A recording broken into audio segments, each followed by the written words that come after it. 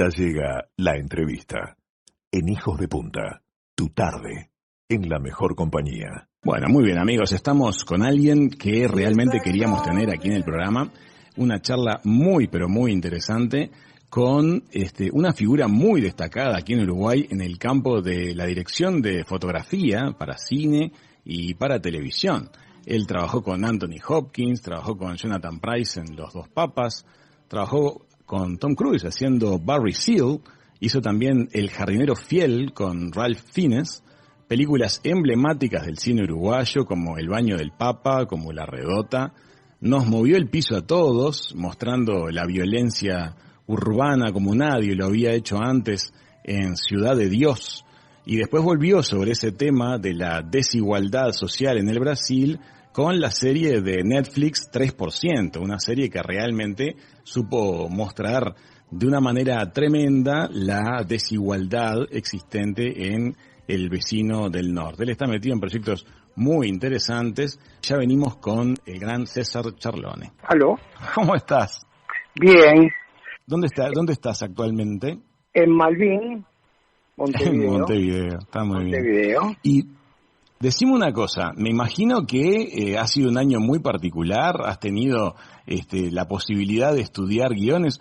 Vos tenés un criterio muy selectivo para elegir los proyectos en los que te metes. ¿En qué estás ahora trabajando? Contanos. Mira, yo durante 2 años y medio, en tiempos libres que tenía o dando prioridad al proyecto, lo seguí a Fernando Haddad, el candidato a presidente que compitió con Bolsonaro, y estuve como pegado a él durante los últimos 2 años antes de 2018. Del 2016 al 2018, cuando fueron las elecciones, yo en tiempos que tenía libre o mismo cerca de las elecciones rechacé proyectos para seguirlo porque me parecía un político de la nueva generación dentro del progresismo, la izquierda de Brasil, de los más interesantes. Y entonces arreglé con él y lo seguía. Estaba pegado a él y a donde él iba yo lo seguía, lo filmaba, pensando en algún día hacer un documental o algo. Ese material, bueno, después lo acompañé a las elecciones y todo, él perdió para Bolsonaro, y bueno, y visto lo que se convirtió Brasil y en lo que dio, me parece que es interesantísimo contarle al público que no conoce quién es este tipo que perdió con Bolsonaro, para entender más todavía el disparate que es Bolsonaro. Al ver lo capo que es Haddad y todo, mostrando todo lo que fue las fake news, todo lo que se hizo contra él, la campaña de horror que hicieron, de mentira, de odio y todo, y bueno, entonces estoy junto con la gente de Coral, de aquí de Uruguay, estamos en edición, en desarrollo de convertirlo en una miniserie, y eso, bueno, una vez que tengamos un proyecto más elaborado, ofrecérselo a alguna plataforma de estas, Amazon, Apple TV, Disney, Netflix, la que sea, ¿no? HBO, en fin, estamos trabajando en eso. Aparte de eso, durante ese año 2016, que fue el año donde empezó el debacle en Brasil con el impeachment de Dilma, yo estuve en el Palacio de la Alborada, donde vive el presidente brasilero y donde estaba Dilma Rousseff esperando el impeachment. Entonces estuvimos como 3 meses conviviendo con ella ahí, material que yo filmé para una película de Ana Muy Laert, que es esta directora que hizo Que horas de la Volta, en fin, varias películas brasileras. Y como tenía mucho tiempo libre, porque Dilma muchas veces estaba en reuniones que no quería que filmáramos y qué sé yo busqué a ver si había algún otro material cinematográfico interesante, y descubrí unas jardineras que trabajaban en el jardín, que son jardines maravillosos de Burle Marx, que era el socio de Niemeyer en las construcciones. Niemeyer hacía la arquitectura y Burle Marx le hacía los jardines, y bueno, estas chicas hacían parte de una compañía de jardinería que eran en total como 40 jardineros, y a mí me pareció muy interesante estas dos mujeres, porque una era negra, la otra era indígena, entonces me parecía que con Dilma, descendiente europeo, ¿no? La negra, descendiente de esclavos, y la indígena, descendiente de los primeros habitantes de la región, contaba la historia de las tres mujeres brasileras en ese momento, ¿no? Y entonces, bueno, las seguí a estas dos jardineras y filmé a estas dos jardineras con el impeachment de fondo. De fondo te digo porque de repente en el comedor donde ellas estaban, en los televisores allá al fondo estaban hablando del impeachment y todo. Entonces, bueno, cómo el impeachment les afectaba o no en su vida y su cosa.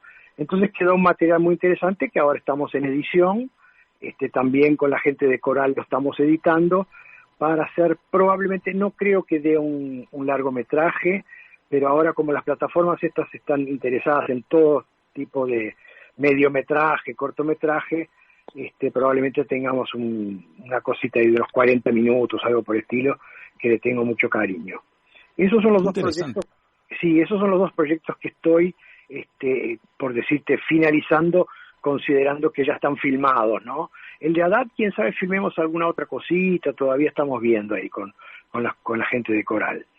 Aparte un Brasil de esto, que lo estás retratando desde un ángulo súper interesante. Me imagino lo que eran las tensiones de esos días en el Palacio de la Alborada de Brasilia, los nerviosismos que estaban involucrados y tal vez la vida de estas mujeres que seguía transcurriendo con una rutina y con responsabilidades concretas referidas a ese parque, a ese jardín. Vos sos un experto en mostrar las puntas de Brasil. Lo has hecho en Ciudad de Dios, mostrando como nunca se había visto la violencia urbana de las favelas, y después llega el encargo de la serie 3% para Netflix, que tenés que mostrar esa polarización social. Un país que tiene mucho de eso, ¿verdad? Pero brutal. Es el octavo país más injusto del mundo, más desigual. Es un disparate. Brasil así es. Son dos Brasiles. La famosa canción esa de Antonio Carlos Jobim que dice Brasil no conoce Brasil con Z, ¿no?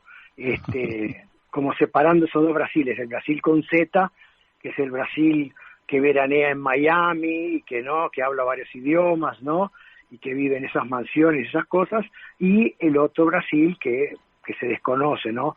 Ese Brasil tremendamente racista para un país que tiene 53% de población afrodescendiente, que no tiene afrodescendientes en el poder para nada. Si vos ves fotos de los ministerios, los secretariados y qué sé yo, los negros están trabajando en los jardines, exactamente. Uh-huh. Entonces, sí, hay mucho para retratar de ese país maravilloso país, le tengo muchísimo cariño, porque aparte me dio, 4 hijos,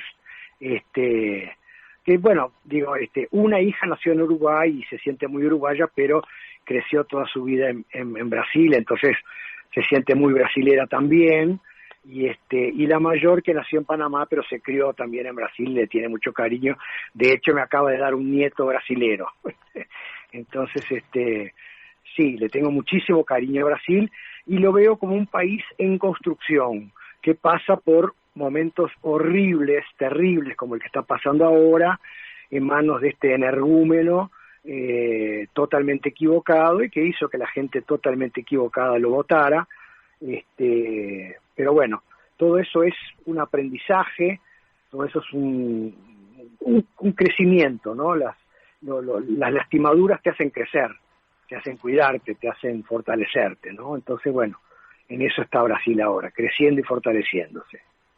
César, a lo largo de tu carrera, en general, se observa en la selección de proyectos que has ido desarrollando, siempre un trasfondo de cuidado de la sociedad, de pretender un algo más. En todas tus películas hay algo de mostrar un humano que intenta progresar en la vida, que intenta desarrollar un camino. ¿Es un poco el sello tuyo a la hora de elegir los proyectos? Sí, de hecho, yo te diría que yo me fui a estudiar cine a Brasil en 1970, mucho más interesado en lo que soñábamos los jóvenes en aquel momento, que era cambiar el mundo, ¿no? Que en hacer películas. Digo, para mí el tema no era el arte, sino la concientización, sino la educación. Te diría que, una de las películas que me hizo tipo salir de la película y decir, es esto lo que yo quiero hacer, fue La Hora de los Hornos, de Solanas y Getino, y que es una película, bueno, para los que la vieron, la película está en YouTube, si quieren verla, la recomiendo. La Hora de los Hornos. La Hora de los Hornos, sí. Que es una película, bueno, que denuncia el disparate de lo que es, cómo se está haciendo el capitalismo en esta región tan pobre, donde ese capitalismo permite que haya las injusticias que hay, la desigualdad y todo eso, ¿no? Y bueno, entonces un poco movido por eso es que yo fui a estudiar cine. Entonces, siempre traté de que el cine que yo hacía tuviera algún sentido de denuncia, de reflexión. De hecho, la primer película que hice como realizador fue una película que hice denunciando el Plan Cóndor, que la hice clandestino. De hecho, la película se mostró aquí en Uruguay sin créditos, porque yo no la podía firmar, no podía poner créditos porque marchábamos, ¿no? Que se llama Y Cuando Sea Grande, que tiene música del Sabalero, que esa está en YouTube también, y que la UDELAR hizo un precioso trabajo de redigitalización. Hay una excelente copia que tiene que está en la UDELAR y en fin en otros lugares. Y era una película de denuncia que yo contaba el secuestro en la Argentina de los niños Julien, del matrimonio Julien, y que después aparecen en Chile, y después el secuestro de Lilian Universino Celiberti Universino Rodríguez y Lilian Celiberti en Porto Alegre, y gracias a la acción rápida de periodistas muy valientes, porque todavía estábamos en dictadura en Brasil, pero bueno, Luis Claudio Cunha, que en aquel momento trabajaba para la editora Abril y trabajaba en la revista Playboy, usó la revista Playboy para denunciar esto, porque era el único vehículo que él tenía, y gracias a esa denuncia se les salvó la vida a ellos, porque si no probablemente hubieran terminado desaparecidos, como desaparecían la gente que se llevaba el Plan Cóndor, ¿no? Entonces, bueno, esa película, Cuando Sea Grande, retrata y denuncia eso, que es una película que se usó mucho en Europa, Amnesty International, todas las campañas que hacía la gente de Amnistía para reivindicar la abertura y la de amnistía aquí en los países de las dictaduras, ¿no? Entonces, bueno, esa fue mi primera película que hice como realizador y la financié yo y la hice todo yo, con la ayuda de muchos amigos, solidarios y todo, pero todos los materiales y todo eso, yo los hacía en mi doble vida que llevaba en Brasil, que era, trabajaba en propaganda, en comerciales, y arreglaba con los dueños de las productoras de comerciales que en vez de pagarme, me pagaran la revelación de los negativos que yo filmaba, o me pagaran el alquiler de las cámaras que yo había alquilado, en fin, y así iba financiando ese tipo de cine, ¿no? Entonces siempre trato de hacer, si no dos trabajos paralelos, tratar de hacer las películas que me parece que tuvieran algún valor, ¿no? César, y contame una cosa, el proceso de realizar una película, de la dirección de fotografía, que es un poco tu campo de especialidad, ¿cuánto sentís que requiere de talento y cuánto se va aprendiendo, cuánto hay de entrenamiento para captar esa imagen, ese punto de vista, ese color en la toma que provoca la emoción en el espectador? ¿Cuánto hay de talento? ¿Cuánto se aprende? Yo no sabría decirte así proporcionalmente cuánto hay de talento, pero sí te diría que hay como un desvío de personalidad que es una obsesión por la imagen, ¿no? Uh-huh. Como que de repente vos tenés personas que son obsesionadas. Te cuento una anécdota. Una vez estoy con mi hijo chico que tendría 10, 12 años en el auto, está tocando una canción y yo la estoy cantando junto, ¿no? Y entonces mi hijo me dice, qué increíble la letra de esa canción. Y yo le digo, hijo, ¿sabés que no me había dado cuenta la letra? ¿Por qué? ¿Qué te quiero decir con eso? El estar obsesionado con la imagen me hace ser mucho más lento y menos interesado en la palabra. ¿Me explico?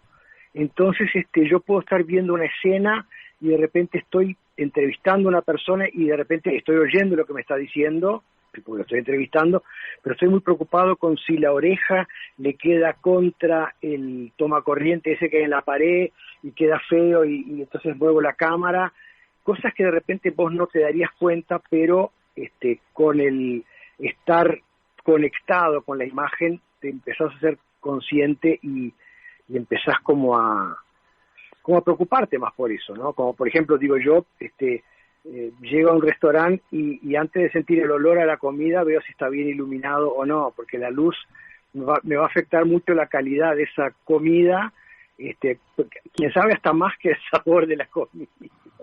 Pero para todos los que nos están escuchando que quieren estudiar cine, que ya estén estudiando cine o fotografía, estamos hablando con César Charlone, un maestro de la dirección de fotografía en cine, que ha sabido crearle a los espectadores muchas veces emociones muy fuertes a través del color. ¿Sabes lo que me gustaría que compartas con la audiencia? El proceso que llevaste en el tema de color, en particular en la película Ciudad de Dios. Creo que es un ejemplo muy lindo para entender cómo el color impacta en el espectador. Bueno, en Ciudad de Dios, te cuento, así como rutina de trabajo, el director apenas se siente satisfecho con el guión, porque ha estado trabajando todo el tiempo con el guionista o con los guionistas y con los productores que le ayudan a llevar adelante el proyecto, empieza a pensar en casting, ¿no? En elenco, pero del área de la parte cinematográfica, la primera persona con la que va a entrar en contacto es un fotógrafo. Uh-huh. Entonces, le va a mandar el fotógrafo el guión y el fotógrafo le va a decir que sí o que no, y si le dice que sí, va a marcar una reunión y en esa reunión van a empezar a ver qué cara tiene la película, ¿no? ¿Por dónde Esa va? Es la expresión, qué cara tiene la película. Exacto, sí, qué imagen, qué look, para usar la palabra, uh-huh, que a veces está bien. tiene la película, ¿no? Entonces, bueno, yo tenía esa rutina con Fernando Meireles, inclusive los comerciales, yo hacía muchos comerciales con Fernando Meireles, y entonces cada comercial yo me sentaba con él y le decía, bueno, Fernando, este comercial que es de margarina, que está en una cocina, ¿cómo es? Mirá, yo lo veo que es muy temprano de mañana, están preparándose para ir, entonces creo que hay un clima muy... Bueno, era un comercial de margarina, pero eso mismo en una película, te imaginás el tamaño que tiene, esa reunión que vos haces, digo, en otras películas, por ejemplo, en Uomo da Capa Preta, que es una película que yo había hecho, no sé, como 15 años antes con Sergio Resende, me fui a Río de Janeiro, me instalé una semana en un hotel y estuve conviviendo con él esa semana para discutir, antes de empezar la preproducción, para discutir la cara que tendría esa película. Después me volví a San Pablo y ahí elaboré todo el proyecto de cómo iba a filmar, con qué equipo, con qué luces, porque antes de elegir los equipos tenés que saber qué cara tiene la película. Entonces, muy bien. Entonces, bueno, con Fernando hicimos esa reunión y Fernando me coloca desde su primer conversación, me dice, mira César, estoy muy preocupado porque este es un guión muy jugado, porque vamos para adelante y para atrás en el tiempo, todo el tiempo en la película, y yo quiero ayudar que el espectador se ubique. Entonces creo que deberíamos tener 3 tipos de fotografía que el espectador identifique bien claramente: los años 60, los años 70 y los años 80. Entonces yo me llevo esos deberes para casa, lo leo, y entonces vuelvo a Fernando con una propuesta de decirle, mira, Fernando, para mí los años 70 son los años 60, perdón, son los años de la ingenuidad, del pequeño crimen, del ingenuo asalto al camión de gas, que no sé qué, que no sé cuánto. Entonces para mí tiene una cosa medio de comienzo, de cosa de tierra y de cosa de útero. Entonces creo que tendría que ser una fotografía medio rojiza, medio y con un tratamiento casi de western, no muy ingenuo en el tratamiento y todo eso, ¿no? Hay como un sepia, ¿no? Como un sepia, así, como un sepia pero más para rojizo, así. Medio tierra con sangre, pero suave, ¿no? Delicado. Nada tan evidente ni nada. Después creo que los años 70, que son el comienzo de la droga, el encantamiento con el crimen que ya empieza a ser pero más divertido, y que coincide justamente con los años psicodélicos.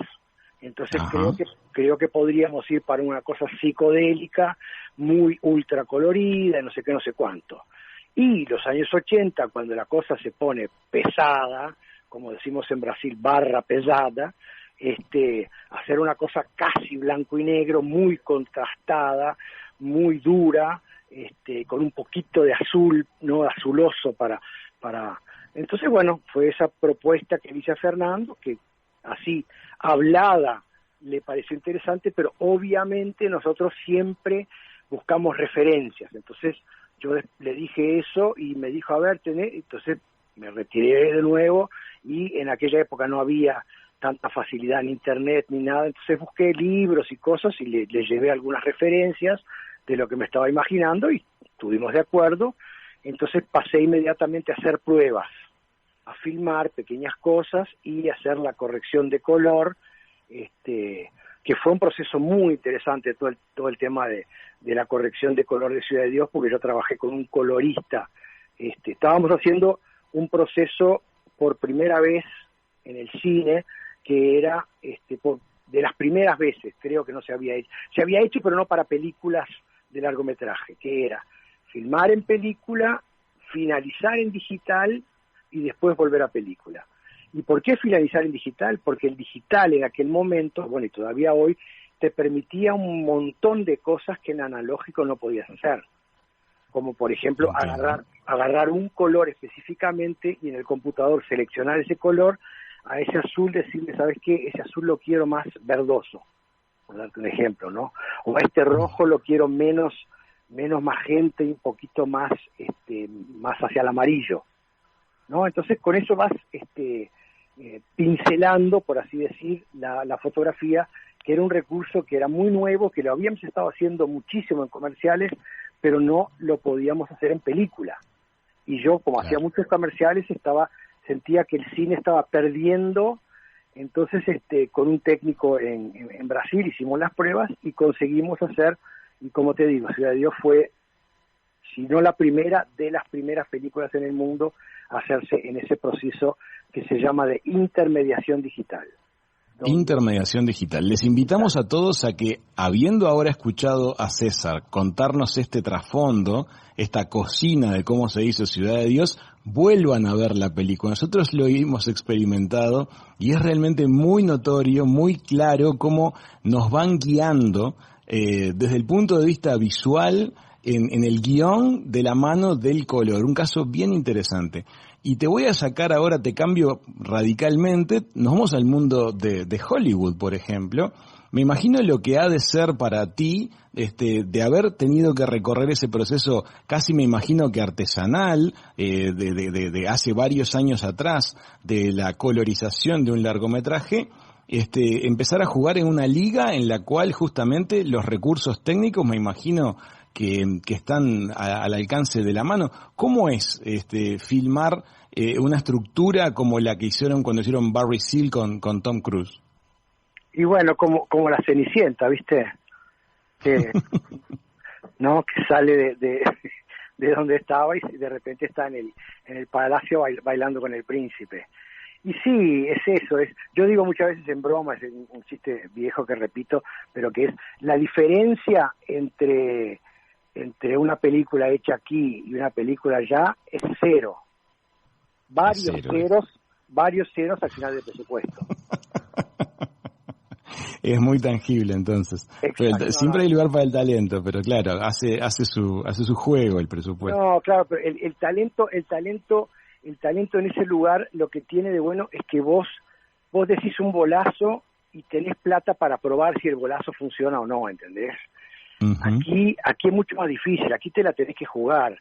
Allá, como está ese presupuesto tan alto y como están todos, digo, el actor le pagan tan alto, entonces el seguro es altísimo, entonces se la juegan mucho más, te da mucho más espacio para que vos pruebes, para que vos ensayes, para que vos, entonces digo, los trabajos que yo tuve la suerte, felicidad de hacer afuera, eso, tuve el recurso para, bueno, estar mucho tiempo antes, por ejemplo, poder probar mucho tiempo antes, poder compartir con el director y con la producción las ideas que vas teniendo y verlas en pantalla grande y todo eso. Por darte un ejemplo, la película que yo hice con Doug Liman, que el protagonista es Tom Cruise, Doug me dijo, a Tom Cruise no le gusta, me preguntó si yo iba a filmar digital o película, y yo dije, escúchame, yo la película la abandoné hace años y ya no vuelvo atrás. Me dice, no, pero Tom no le gusta cómo queda en digital, él prefiere película, qué sé yo, y yo le digo, bueno, pero quién sabe, porque no han tratado el digital con el cariño que Tom precisa, ¿no? Déjame mostrarte. Entonces, él lo llamó a Tom Cruise, yo lo filmé con película y lo filmé con digital, me metí en el laboratorio y retoqué el digital y les hice una proyección a los dos y bueno, entonces vieron que el digital bancaba perfectamente y la película se hizo en digital. Pero ¿entendés? Ese tipo de... O sea, fue costoso. Probaron las dos, de hecho. Para sacarse la duda, hacemos las dos. Por eso, y te das cuenta que fue costoso llamarlo a Tom Cruise, que viniera, filmarlo con 2 cámaras, una película, una digital, revelar, todo eso es un costo, pero que bueno, que la producción no les pareció más que lógico que hacerlo porque lo ameritaba. Entonces, todo eso es muy ventajoso cuando tenés un presupuesto que te respalda todo eso, ¿no? Entonces, César, ¿en los 2 papas los dejaron filmar en el Vaticano? ¿Cómo fue eso? No, el Vaticano no te deja filmar ni que seas el hijo del Papa. ¿Cómo se hizo? Porque los lugares que se muestran en la película son absolutamente increíbles. ¿Se recreó todo eso? Se recreó todo eso, sí. Ahí hay 2 monstruos. Uno es el director de arte italiano, Enzo, que hizo un trabajo sensacional, que construyó la parte de la Capilla Sistina que va de la cúpula para abajo. Oh, qué increíble, qué escala. De la cúpula para arriba estaba el techo del estudio, reflectores, lámparas y qué sé yo. Todo eso fue puesto después por el otro monstruo que es Pacific, la empresa de postproducción, que reconstituyó todo eso, y no solo el techo de la Capilla Sistina, sino también todo la Plaza San Marcos, todo, porque todas esas escenas que hay de la gente esperando que salga el Papa, que sé yo, que sé cuánto, sí. Todo eso nosotros lo filmamos en un estacionamiento con fondo verde, y después la postproducción le puso todas las columnas y toda la plaza que ellos habían construido en 3D en su computadora en Londres. Qué asombroso. César, ¿has tenido oportunidad de participar en proyectos con grandes figuras del mundo del cine, tanto en la parte técnica como en la parte actoral? ¿Cómo es tu vivencia de compartir horas de trabajo con celebridades? ¿Son gente de difícil acceso o son mucho más humanos de lo que nos imaginamos en el trato personal? Como vos y como yo. Son gente como uno. Como vos y como vos y como yo y como los que nos rodean, que dentro de los que nos rodean tenemos algún amigo que es más rompebolas, otro que es más, ¿no? Como sí. Entonces eso, digo, hay, no sé, te diría, Rachel Weisz era una película un poquito más intelectualizada que la momia que ella había hecho, entonces estaba un poquito más insegura, entonces por estar un poco más insegura de repente le demandaba a Fernando un poquito más de atención, viste, cada uno tiene sus estilos, sus cosas, sus necesidades, sus carencias, ¿no? Tom Cruise, por ejemplo, es muy respetuoso de todo lo que es el silencio y el rigor en el set, entonces es capaz de repente de, cuando hay un loco que de repente está con el celular en el set, en el fondo, dar un grito y decir, ¡ah, cállate la boca! No sé qué, que yo le doy toda la razón, digo, estamos ahí para trabajar, loco, ubicate, andate a hablar con el celular a otro lugar. Una cosa, por ejemplo, de Tom Cruise que yo siempre digo, Tom Cruise, claro, que vos lo podés ver como una extravagancia, como un exotismo, no sé qué. Él, en el set, en el set de filmación, él tiene 2 trailers tamaño camión, de esos de 18 ejes, ¿viste? Los camiones americanos enormes. Bueno, uno es negro, que es su residencia, donde él tiene un cuarto para descansar, una bañera para darse un baño, un no sé qué, no sé cuánto. Y el otro blanco es una academia de gimnasia donde están todo el tiempo 2 personal trainers que cuando él tiene libre va y hace ejercicio. ¿Es una extravagancia? ¿Es una frescura, como diríamos en portugués? No, el tipo es una empresa que tiene, el tipo no es una persona. Él tiene el facturamiento de multinacionales. Si vos pensás lo que gana Tom Cruise en sus películas y sus cosas, creo que debe haber algunas empresas uruguayas importantes que deben ganar lo que él. Entonces tenés que cuidar la empresa. ¿Y la empresa qué es lo que es? Es el físico de él, es su apariencia, es su estado físico. Entonces lo tiene que cuidar. Como vos cuidás la imagen de tu producto. Sí, ¿no? Está perfecto, es un profesionalismo bien entendido, y la cantidad de gente cuyo trabajo también depende de que eso fluya de buena manera. O sea que, como vos y como yo decís, gente que trabaja, gente que saca las cosas adelante y le pone cariño, y tal vez por eso lleguen a ser, entre otras cosas, grandes figuras. César, la última pregunta que quiero hacerte: ¿estás al tanto del desarrollo aquí en Uruguay de un proyecto de zona franca audiovisual en Punta del Este? Sí, maravilloso. Proyecto que lleva adelante mi gran amigo Nico Aznares, junto con mucha otra gente, con Yael Stein, en fin, un montón de gente que está metida, pero es una iniciativa inicial de Nico y es maravilloso, que es una cosa que venimos haciendo los uruguayos que estamos afuera. Digo, yo, hablando en español, claro, le rompí las bolas lo más que pude a Fernando Meireles para que viniera a filmar una semana de Blindness aquí en Uruguay, que terminó viniendo, porque yo creo que es una cosa que podemos hacer muy bien los uruguayos, ser lo que estamos haciendo ahora. Inclusive en la pandemia se dio mucho de que muchos equipos extranjeros están viniendo aquí al Uruguay a filmar, porque podemos ser un prestador de servicios cinematográficos que vengan a filmar, que eso, uno, deja recursos monumentales. Una semana de filmación de Blindness aquí en Uruguay significó $1,5 millones que quedaron aquí, una semanita nomás, y aparte que fortalece y fortifica el técnico uruguayo, que se enriquece, entonces con eso vas a mejorar también la calidad del cine uruguayo, porque vas a tener profesionales que les han pagado muy bien para hacer buenos trabajos y han podido ejercitarse y mantenerse activos. Entonces tiene esas dos grandes finalidades, ¿no?